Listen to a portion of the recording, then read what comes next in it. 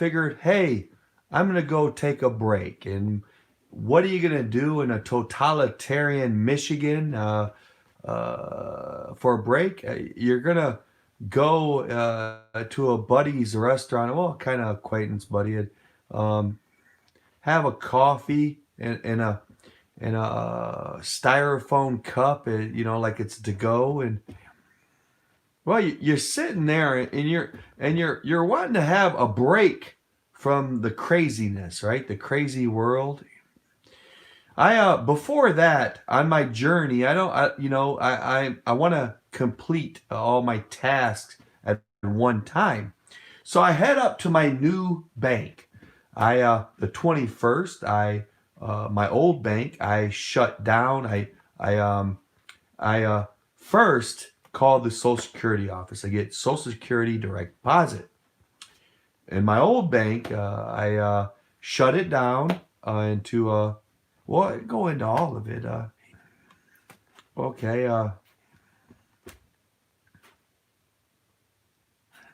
Well, let me just go the short way. I can't. Anyway, we'll just not get into all of it. But I call Social Security, and I get this one woman that's irate and acting like a fool at the Social Security office. I hang up on her. I call another Social Security office, right? Um, the lady gets on the phone. She seems rather nice, and I say, "Yeah, I want to change my bank, get Social Security a deposit, direct deposit, and I want to change my bank." And gave her my old routing number for the old bank and the old account number for the old bank. Gave him the new routing number for the new bank and the new account number. And I get that squared away. I pretty much ask, is that all I need to do? Is there anything else I need to do? No, you're good. Right? So that was the 21st of December, right? Somewhere around there, 21st, somewhere around there. So here comes January 4th. Now get this in mind that my direct deposit comes on the 3rd of every month. The 3rd of every month is when I get basically my $1,000 to live on in a month, right? So I go to my bank on the 4th, and my new bank, and there's no deposit. I'm like, okay, great. So I have to waste all my time to fix the problem. Right? So I call up Social Security, and I ask them about, hey, I didn't get my funds. I didn't get my direct deposit, right? And just to let you know, the government, if you recall in my story, they called me crazy because I talked to God, right? They shot me up with drugs, put me on a court stand. I was full with government drugs, and asked me the Abrahamic catch-22 religion question. If God asked you to kill, would you? Right? So the catch is, if you say no, then are you being a real Christian? You have to go in the direction, not that you could kill, but you would have to go in the direction like Abraham, when Abraham was told to kill Isaac. You have to go in that direction. Somehow God's going to stop it. He told me to kill, but I'm going to do it, but God's going to stop me. He's not like that. What's going on? He'll have a sacrifice, a ram or something for me. And I just have to go in the motion, right? You in your faith, you have to be righteous and obey God, right? So if you answer, oh, yeah, I guess, yes, then you look absolutely crazy. And that's the beginning of my court battle with mental health. That was the very beginning, the catch question. If God told you to kill, would you? It's an unfair, illegal catch-22 Christian question, right? So they ruined my name, right?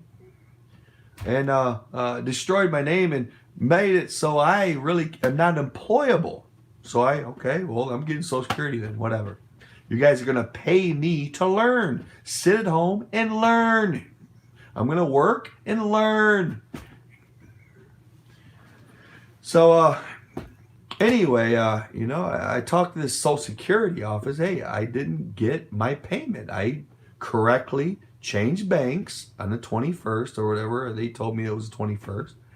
I correctly changed banks, and my payment is not in there. And she says, well, from what I gather, I was talking to this one woman. She said, you didn't change it on the cutoff. You changed it after the cutoff date. She had a cutoff date of the 18th.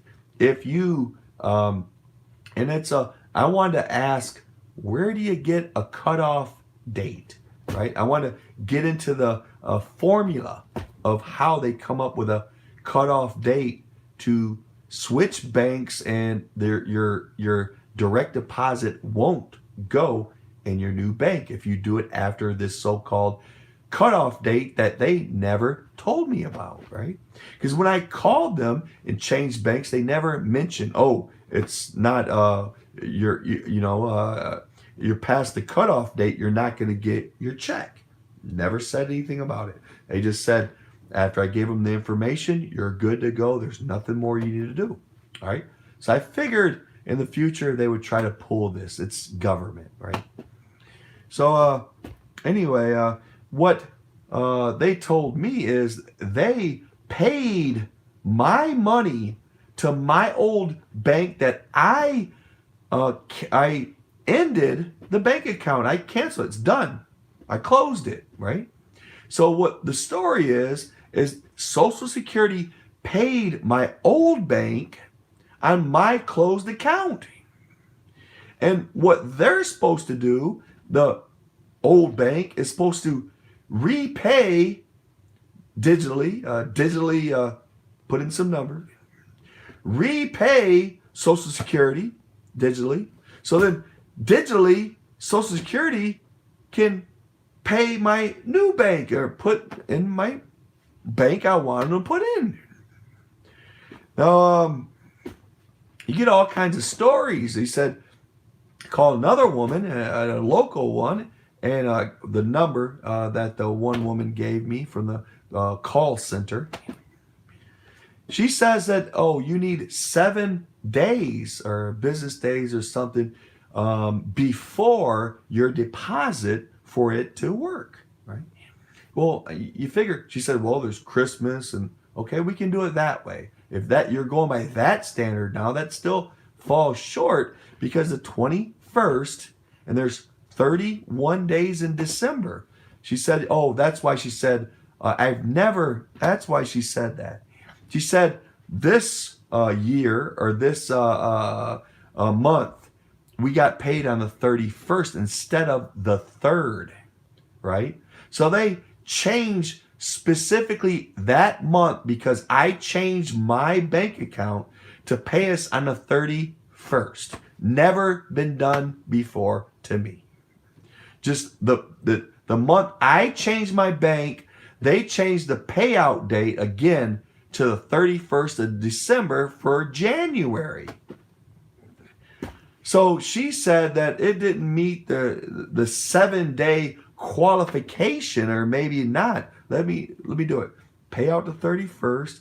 There's 3 holidays: Christmas Eve, Christmas, and Christmas Eve, Christmas, and New Year's Eve. That's 3. You minus 3 from 31. That's 28.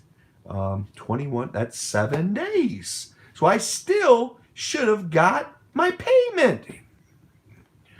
So I told her, I made it clear. I said, I was nice, real nice. That should be all recorded. You can't delete it. Government, my calls from the FBI to everything else. You wanted to spy on me? Good. You can't get rid of the evidence. I told her, I said, look, you guys, how long will it take for me to get my Social Security direct deposit. She said, well, we sent it, we digitally sent your payment to your old bank, and it depends on how long it takes your old bank that I'm dissatisfied with, their treatment of me, and how they did my account, let everybody dip into it. And I was dissatisfied with them. That's why I want to move it, right? And they gave me the third degree. Why are you through the teller, or through the drive-through? Why are you ending? Or why are you closing your account? I said bad customer service and something else. And but now supposedly they got my money on a closed account. Right? And I told the woman on the phone, the government needs not to give banks money on closed accounts. I don't know who's in charge, but that's not supposed to happen. So they give that bank my check, and she said it depends on how long that bank, your old bank, takes to get it back to us. In other words, digitally click some numbers back to Social Security, right? It's digital, right? They're not sending paper checks. They're not sending cash. It's digital. She said something about 5 days. It could take up to 5 days for your bank, your old bank, to send your money back to Social Security. And it's like, and I told her, I was really clear, nicely. Well, that's my money. They're borrowing that money illegally, and I should have all my money. So I have to wait for the old bank to digitally send money back to Social Security, and I have to wait for Social Security to digitally send it to my new bank. Okay? I told her, I said, hey, I'm in politics, and I see a problem with this process. I see a problem with it. Because when you guys, and I was nice about it, but I'm doing my politics thing on my channel. When you guys deal with mentally challenged people like a schizophrenic, their lives are hard enough, right? When they go through the motions to change their bank, it should not be that difficult. It should not be that difficult where the bank or Social Security does not deposit the money, the $1,000+ that they need to live on. It's a pandemic, and it's a measly little bit over $1,000 to live on a month, right? But they are they have to wait. Again, they have to wait for the old closed account bank to digitally send the money back to Social Security, and Social Security digitally send it to my bank, the new one, the one I set up the 21st of December, and they mentioned nothing about a cutoff date. They mentioned nothing about 7 days before your payment is given. Mentioned nothing about it. I said, is there anything more I need to do? You're fine. You gave us what we needed. All right. What the government's doing is being a dick, right? Now I have to so-called wait again. I have to wait. I have to wait till my money in the old closed account gets sent back again to Social Security, so then they can send it to my account. And I said, well, how long is that process going to take? So she said something mentioned 5 days from just the closed account bank to send the money back to them. And then them to send it. All this time, somebody in a pandemic, a mentally challenged person in a pandemic, has no money, right? Because of their stupid institution and how their rules and regulations are. It's absolutely insane, but I'm going to be nice to him. I told him, please have higher management call me. I want to go through the process. And I don't want this ever happening again to